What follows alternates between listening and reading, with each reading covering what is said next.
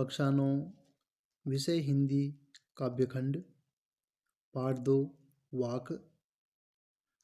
कश्मीर की लोकप्रिय कवियत्री ललित दत्त का जन्म 1320 ईस्वी के लगभग कश्मीर में पामपोर के सिमपुरा गांव में हुआ। उनके जीवन से संबंधित प्रामाणिक तथ्य नहीं मिलते। उन्हें लल्लेश्वरी, लला, ललारिफा आदि नामों से भी जाना जाता है। ललित दत्त ने मीरा, तुलसी, कबीर आदि की तरह धर्म की मान्यताओं से ऊपर उठकर मानवता व मानव प्रेम को ही प्रमुख माना। वे धर्म की मान्यताओं, आडंबरों से ऊपर उठकर उस प्रभु भक्ति की अनिवार्यता पर जोर देती हैं जिससे उनका जीवन जुड़ा हुआ है। ललित दत्त का काव्य वाकों के लिए प्रसिद्ध है।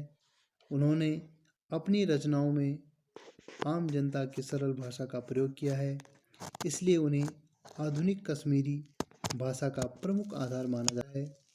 उनकी कविताएं अरबी, फारसी, संस्कृत आदि भाषाओं के शब्दों से बोझिल नहीं हैं, अपितु सरल हिंदी में रचित हैं। रस्सी कच्चे धागे की खींच रही मैं नाव, जाने कब सुन मेरी पुकार, करें देव भव सागर पार। पानी टपके कच्चे सकोरे, व्यर्थ प्रयास हो रहे हैं मेरे, जी में उड़ती रह रहा हूँ, घर जाने की चाह है घेरे।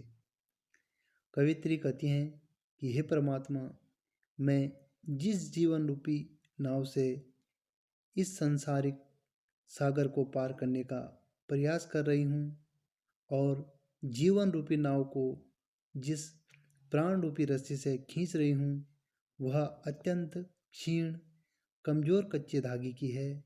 मैं इस प्राण रूपी रस्सी से जीवन रूपी नाव को अधिक दिनों तक नहीं खींच सकती। न जाने मेरे प्रभु मेरी पुकार कब सुनेंगे और मुझे भवसागर से पार करेंगे। मेरे सारे प्रयत्न निरर्थक होते जा रहे हैं।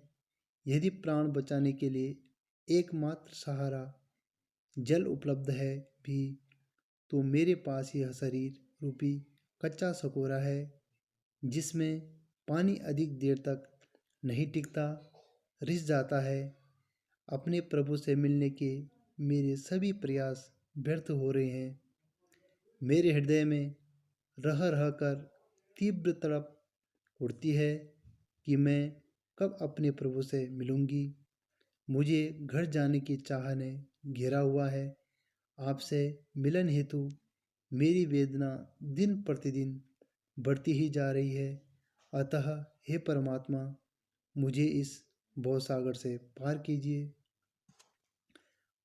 खा खाकर कुछ पाएगा नहीं, न खाकर बनेगा अहंकारी, सम खा तभी होगा संभावी, खुलेगी सांकल बंद द्वार की।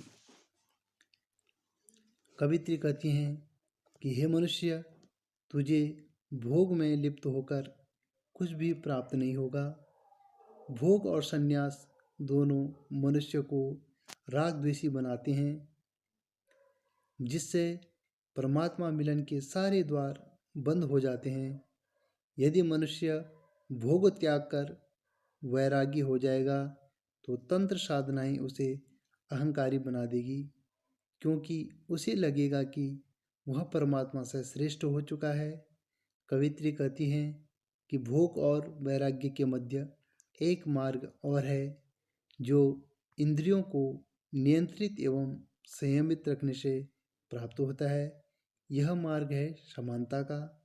जो मनुष्य सुख दुख दोनों ही स्थितियों में संतुलित रहता है, अर्थात समानता का भाव रखता है, उसके लिए मुक्ति रूपी द्वार की कुंडी स्वयं ही खुल जाती है और तब उसका परमात्मा से मिलन संभव हो जाएगा।